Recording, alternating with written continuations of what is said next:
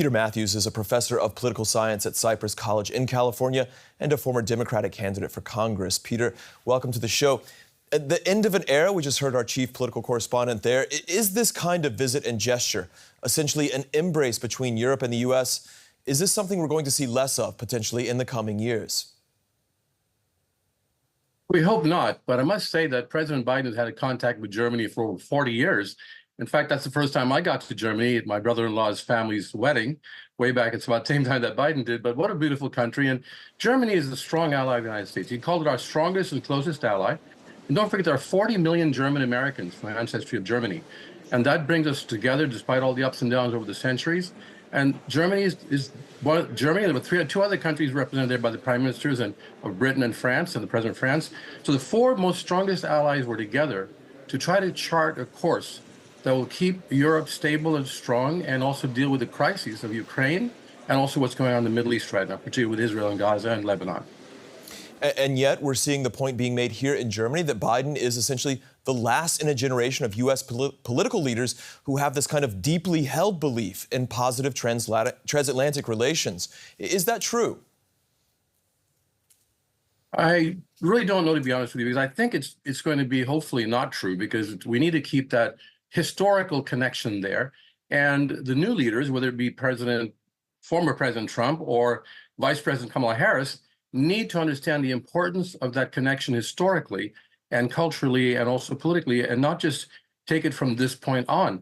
They must understand the past as well to understand the future. And I do believe that if President Trump is elected, if former President Trump is elected, things might change a bit, especially with the relationship with Ukraine and with NATO, because Trump has actually made statements that seem to have possibly weakening the NATO alliance, saying that, you know, if NATO doesn't cough up the money, that he'll let Russia do whatever they want with NATO or with NATO countries. That's not a good thing to say. So I'm wondering if he gets elected, what would happen? But we know if Kamala Harris gets elected, Vice President Harris, there'll be more continuity. We see this gesture of resolve toward Ukraine, but we can say that that resolve is essentially dimming in both countries. Is that not true?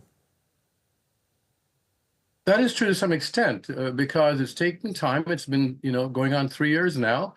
With the support for Ukraine, it's been a lot of money involved. And I do believe the public is concerned about how much longer it'll take to make sure that Ukraine is independent and safe from takeover. And there will be a limit to patience after a while.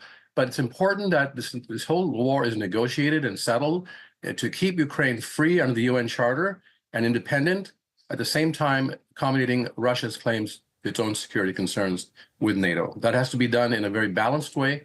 Otherwise, there'll be a terrible crisis, especially after President Biden leaves and that generation goes into the past.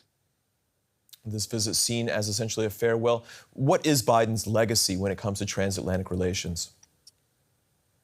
Well, one thing, as soon as he came into office, he almost overnight restored the faith in the Atlantic Alliance, because before that, under President Trump, there was some shakiness there. There was some concern that President Trump was not as committed to that transatlantic alliance as much as other presidents have been, both Republican and Democrat in the past. And so we wonder what might happen if former President Trump gets elected. And it's so important to understand that this alliance should be long-lasting. Otherwise, the stability of the world itself would be threatened, and also Europe, of course. All right, that's Peter Matthews at Cypress College in California. Thank you very much. Thank you.